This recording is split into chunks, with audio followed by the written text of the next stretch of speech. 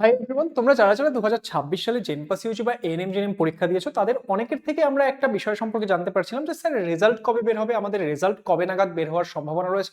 এই সংক্রান্ত একটা কনফিউশনের মধ্যে তোমরা রয়েছো। তার সঙ্গে তোমাদের পরীক্ষার পরবর্তী সময়ে, রেজাল্টের পরবর্তী সময়ে কাউন্সিলিং, বিভিন্ন ডকুমেন্টস, কাট অফ ইত্যাদি বিভিন্ন সংক্রান্ত প্রচুর কোয়েশ্চেন তোমাদের রয়েছে। তো সেই প্রত্যেকটা বিষয় নিয়ে একটা একটা করে আমরা তোমাদের ডাউটগুলো সলভ করার চেষ্টা করছি। অলরেডি জেনপাস ইউজির কাউন্সিলিং কি কি ডকুমেন্টস লাগবে সেটার ভিডিও দিয়ে দিয়েছি, প্যারামেডিক্যালের কাট অফ ভিডিও দিয়ে দিয়েছি, অ্যান্ড আরো বিভিন্ন বিষয় সম্পর্কে তোমাদের জন্য ভিডিওস নিয়ে আমি খুব তাড়াতাড়ি আসছি। এএনএম জিএনএম এর ক্ষেত্রেও কাট অফ ভিডিও, আরো কি কি ভিডিও তোমাদের চাই সেগুলো তোমরা কমেন্ট করে জানিও। কিন্তু আজকের এই ভিডিওতে আমরা মেইনলি যেটা নিয়ে কথা বলবো যে আমাদের 2026 সালে জেনপাস ইউজি এবং এএনএম জিএনএম পরীক্ষায় কবে নাগাদ আমাদের একটা রেজাল্ট আমরা এক্সপেক্ট করতে পারি, এবং এই মুহূর্তে তোমাদের যা পরীক্ষা হয়েছে সেখানে তোমাদের যেটা র্যাঙ্ক তোমরা এক্সপেক্ট করছো সেই র্যাঙ্ক অনুযায়ী তোমরা যদি একটা বেস্ট কলেজে অ্যাডমিশন নিতে চাও তোমার র্যাঙ্ক অনুযায়ী, তাহলে তোমার কি কি বিষয়ে এই মুহূর্তে খেয়াল রাখা উচিত, কি কি জিনিস তোমার এই মুহূর্তে করা উচিত সেটা নিয়ে তোমাদেরকে কথা বলতে চলেছি। এবং দেখো, এই পুরো প্রসেসটা নিয়ে তোমাদের রেজাল্ট বের হওয়ার পরেও যে কাউন্সিলিং প্রসেস ইত্যাদি বিভিন্ন ক্ষেত্রে তোমরা যদি একদম কমপ্লিট গাইডেন্স চাও, লেটস ইমপ্রুভ নার্সিং এর সঙ্গে যুক্ত থাকো। তোমরা যদি চ্যানেলে নতুন হয়ে থাকো তাহলে সাবস্ক্রাইব করে নিও। দেখো, এই মুহূর্তে দাঁড়িয়ে যদি আমরা দেখি যে আমাদের যে পরীক্ষার পরবর্তী সময়ে রেজাল্ট বের হওয়া, তার মধ্যে কিন্তু বেশ কিছু বিষয় থাকে। কিন্তু এই বছর আমরা কিন্তু বেশ ফাস্ট বিভিন্ন জিনিস হতে দেখেছি। যেরকম আমরা যদি দেখি যে ডাব্লিউবিজেই পরীক্ষার রেজাল্ট কিন্তু 1 মাসেরও কম সময়ের মধ্যে পাবলিশ হয়ে গেছে। যে আমাদের 24শে মে তারিখে পরীক্ষা হয়েছিল, এবং এই মুহূর্তে দাঁড়িয়ে যদি আমরা দেখি যে আমাদের গতকাল মানে 18ই জুন তারিখে কিন্তু আমাদের যে ডাব্লিউবিজেই 2026-এর রেজাল্ট সেটা ডাব্লিউবিজেই বোর্ড পাবলিশ করে দিয়েছে। কারণ জেনপাস ইউজি, এএনএম জিএনএম এই পরীক্ষাগুলো কিন্তু ডাব্লিউবিজেই বোর্ডই কন্ডাক্ট করে থাকে, এবং জেনপাস ইউজির তুলনায় কিন্তু ডাব্লিউবিজেইতে অনেক বেশি সংখ্যক স্টুডেন্ট থাকে। স্টিল আমাদের 1 মাসেরও কম সময়ে কিন্তু এক্ষেত্রে রেজাল্ট পাবলিশ করে দেওয়া হয়েছে। তাহলে 2026 সালে আমরা জেনপাস ইউজি, এএনএম জিএনএম পরীক্ষার রেজাল্ট কবে দেখতে পারি? দেখো, আমাদের জেনপাস ইউজির থেকে এএনএম জিএনএম পরীক্ষাও যেরকম 1 সপ্তাহ পরে হয়েছে, সাধারণত আমরা প্রত্যেকটা জিনিসই এই জেনপাস ইউজির জবে বের হবে, এএনএম জিএনএম এটা তার কয়েকদিন পরে পরে দেখতে পারবে, মোটামুটি 5-6 দিন, 1 সপ্তাহ, 10 দিন এরকম পরে পরে তোমরা এএনএম জিএনএম এর ক্ষেত্রেও বিভিন্ন বিষয়গুলো পাবলিশ হতে দেখতে পারবে। দেখো, তোমাদের পরীক্ষা হয়ে যাওয়ার পর সবার প্রথমে যেই বিষয়টা আসে সেটা কি আসে? সেটা আসে হচ্ছে মডেল অ্যান্সার কি। ওকে, অবশ্যই এই বছর একটা নতুন বিষয় রয়েছে। এই বছর যেহেতু আমাদের ওবিসি ক্যাটাগরি চেঞ্জ হয়েছে, তোমাদের সেক্ষেত্রে ওবিসির যে স্ট্যাটাসটা সেটা আপডেট করার জন্য দিয়েছে। আমাদের জেনপাস ইউজির ক্ষেত্রে তো অলরেডি তোমাদের যে ওবিসি আপডেশন সেটার জন্য ডেটস দিয়ে দেওয়া হয়েছে, এবং আমাদের যে লাস্ট ডেট সেটা হচ্ছে 19 তারিখেই। তাহলে যারা যারা করেছো তারা তো ভালো, এন্ড যারা ভিডিওটা এখন দেখছো স্টিল যদি তোমার ওবিসি আপডেট বাকি থেকে থাকে তাহলে সেক্ষেত্রে সেটা কিন্তু তোমরা ওয়েবসাইটে গিয়ে করতে পারো। এএনএম জিএনএম এর ক্ষেত্রে যদিও এখনো এটা কবে থেকে হবে সেটা জানানো হয়নি, তোমরা চ্যানেলটি সাবস্ক্রাইব করে রাখো, যখনই আপডেট আসবে আমরা তোমাদেরকেও জানিয়ে দেবো। তো আমাদের রেজাল্ট বের হওয়ার জন্য অ্যাকচুয়াল প্রসেস কি থাকে, আমি ওবিসির জিনিসটাকে সাইডে ধরছি কারণ সেটা এই বছর একটা আলাদা বিষয়। তো আমাদের প্রথম যেটা থাকে সেটা হচ্ছে মডেল অ্যান্সার কি, যে বোর্ডের তরফ থেকে একটা আনসার কি দেওয়া হবে যে এই প্রশ্নের উত্তর এটা। এবার সেই যে মডেল অ্যান্সার কি, অনেক সময় দেখা যায় যে সেই মডেল অ্যান্সার কিতে কিছু কিছু কোয়েশ্চেন ভুল থাকে।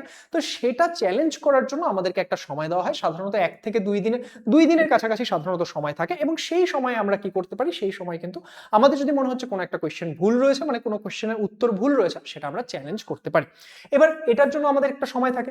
এবার সেটা হয়ে যাওয়ার পর কিছুদিন পর বের হয় হচ্ছে আমাদের ওএমআর রেসপন্স শিট, যে তুমি কোন কোন জিনিসগুলো মানে ওএমআর এ করে এসেছো। তোমার যে ওএমআরটা সেটা তো মেশিনের মাধ্যমে চেক করা হয়, মানুষ তো চেক করে না। তাহলে মেশিনটা তোমার ওএমআরটা যে রিড করেছে তার একটা কপি তোমাকে দেখানো হয়, যে আমাদের মেশিন এই অপশনগুলো তোমার কিন্তু এক্ষেত্রে রিড করেছে। এবার তোমার যদি মনে হচ্ছে না সেখানেও কোনো কিছু ভুল রয়েছে, তাহলে সেটাকেও তুমি কি করতে পারো, সেটাকেও তুমি চ্যালেঞ্জ করতে পারো।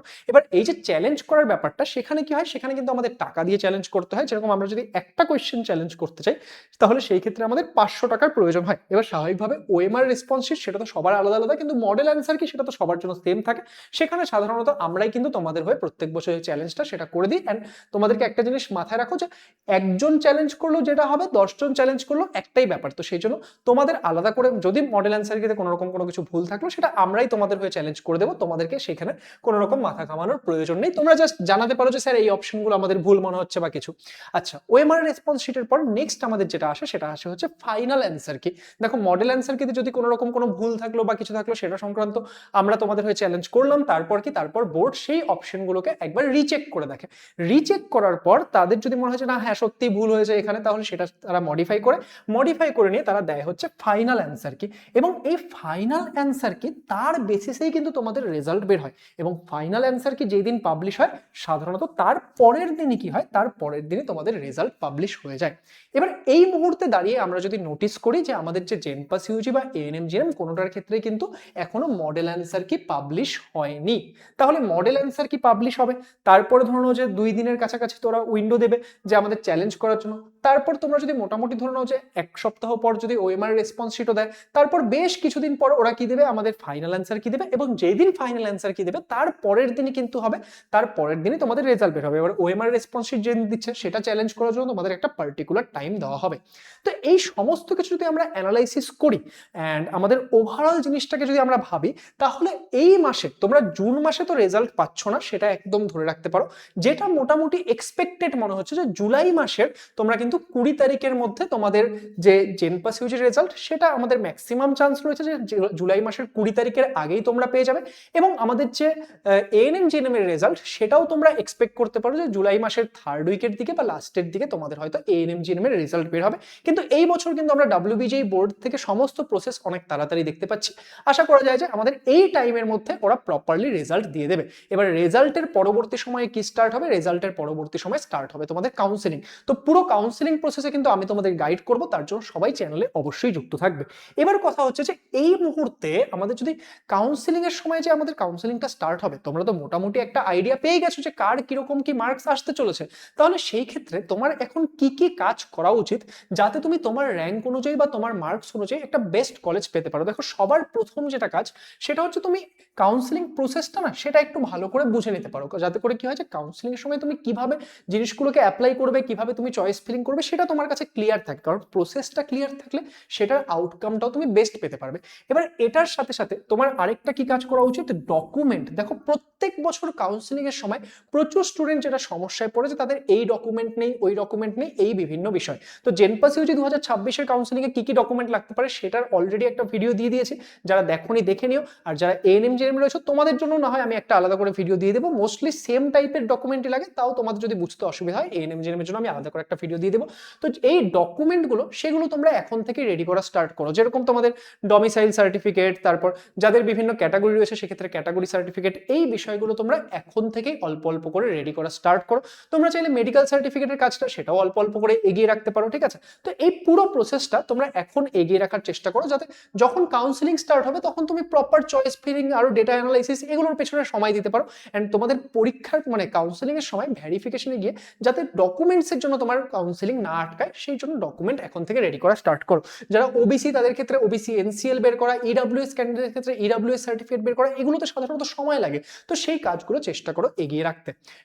নেক্সট হচ্ছে বিভিন্ন কলেজের কাট অফ অ্যানালাইসিস করা, যে তোমার র্যাঙ্ক অনুযায়ী তোমার মার্কস অনুযায়ী তুমি একটা মোটামুটি এক্সপেক্টেড কাট অফের আইডিয়া পেয়ে গেছো যে তোমার কতখানি কি র্যাঙ্ক আসতে পারে, সেটা একটা আইডিয়া পেয়ে গেছো, আমাদের ভিডিও দেখেছো আশা করছি। আর এএনএম জিএনএম এর ক্ষেত্রেও কাট অফ ভিডিও খুব তাড়াতাড়ি আমি দিয়ে দেওয়ার চেষ্টা করছি। তোমাদের কি কাট অফ ভিডিও কত তাড়াতাড়ি প্রয়োজন বা কতজন অপেক্ষা করছে একবার কমেন্ট করে জানিও, ঠিক আছে।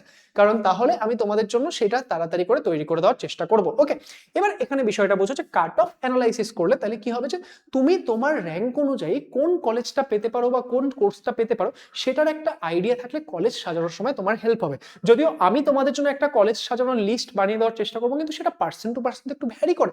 তো সেই জিনিসগুলো তোমরা এখন হোমওয়ার্কের মধ্যে রাখতে পারো, এটা কিন্তু তোমাদেরকে কলেজ কাউন্সেলিং এর সময় একটা বেস্ট কলেজ পেতে হেল্প করবে।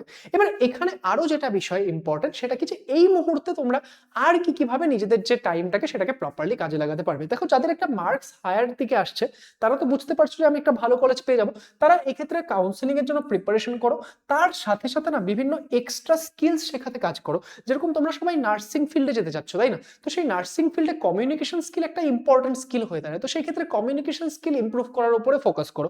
এবার যাদের দেখছো মার্কসটা একটা ধারের দিকে থাকছে, যে পেতেও পারি নাও পেতে পারি, বা যারা বুঝতে পারছো যে এই বছর হয়তো সিলেকশন হবে না, তো তোমার যদি নেক্সট বছর পরীক্ষা দেবে না, তুমি এখন থেকে প্রিপারেশন স্টার্ট করো, প্রত্যেকটা দিনকে ভালো করে কাজে লাগাও।